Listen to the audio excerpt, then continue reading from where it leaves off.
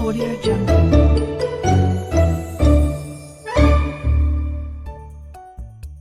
एक समय की बात है।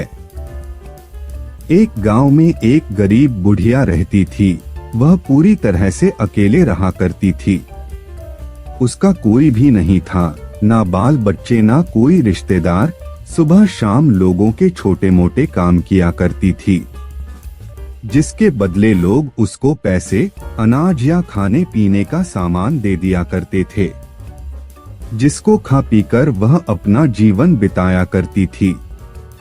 वह अपने जीवन में पूरी तरह से संतुष्ट थी। उसे भगवान से किसी प्रकार का कोई गिला भी नहीं था।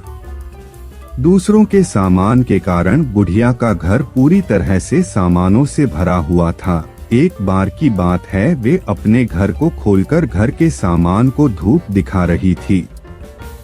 समय वहां से दो चोर जा रहे थे। जब उन्होंने देखा कि बुढ़िया के घर में तरह तरह का सामान भरा हुआ है, तो उन्हें बड़ा लालच आया और वे सोचने लगे कि इस घर में तो बुढ़िया अकेली रहती है, क्यों ना हम आकर इसके घर को ही साफ कर दें। माना कि सामान पुराना है, लेकिन कुछ तो पैसा मिलेगा और यह बुढ़िया अकेली हमारा कुछ बिगाड़ भी नहीं पाएगी।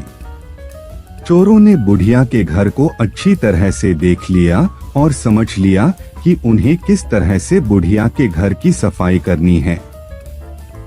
उसके बाद चोर अपने घर वापस चले गए। बुढ़िया बेचारी को सपने में भी यह ख्याल नहीं आया कि उसके घर में भी कभी चोरी हो सकती है, क्योंकि उसके घर में तो खुद के उसके कपड़े तक उसके नहीं थे। सब कुछ गांव वाले उसे दिया करते थे, जो वह अपने घर में रख लेती थी। खैर कुछ दिन बीत गए और एक दिन रात में चोर अपने दो साथियों को लेकर बुढ़िया के घर पहुंच गए। कमाल की बात यह थी कि उस दिन सरपंच ने बुढ़िया को चावल, दूध और चीनी दी थी और बुढ़िया बहुत खुश थी। बुढ़िया ने खुशी खुशी अपने लिए खीर बनाई और खीर बनाकर वह उस खीर को चूल्हे पर रखकर सोचने लगी कि अभी तो खीर बहुत ही गर्म है, जबकि थोड़ी ठंडी हो जाएगी तब आराम से खाऊंगी।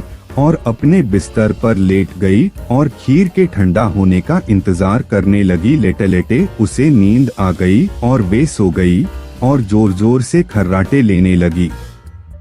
चोर बाहर खड़े थे। बुढ़िया के खर्राटे की आवाज सुनते ही उन्होंने सोचा कि चलो अब रास्ता साफ हो गया और अब हम आराम से बुढ़िया का घर साफ कर सकते हैं। वह सब जल्दी जल्दी आकर बुढ़िया के घर में सामान तलाशने लगे, परंतु कमाल की बात यह थी कि उन्होंने जो देखा था वह बिल्कुल गलत था। बुढ़िया का घर तो सामान से भरा हुआ था, किंतु एक भी सामान साबुत नहीं था। हर सामान टूटा फूटा, पुराना और खराब था। यह चोर बड़े दुखी हुए और बुढ़िया को बहुत गालियां देने लगे। वह बोले, देखो कितनी दुष्ट बुढ़िया है, आराम से सो रही है और हम बेचारे इतनी मेहनत कर रहे हैं। तभी दूसरे चोर की नजर चूल्हे पर रखी खीर पड़ी।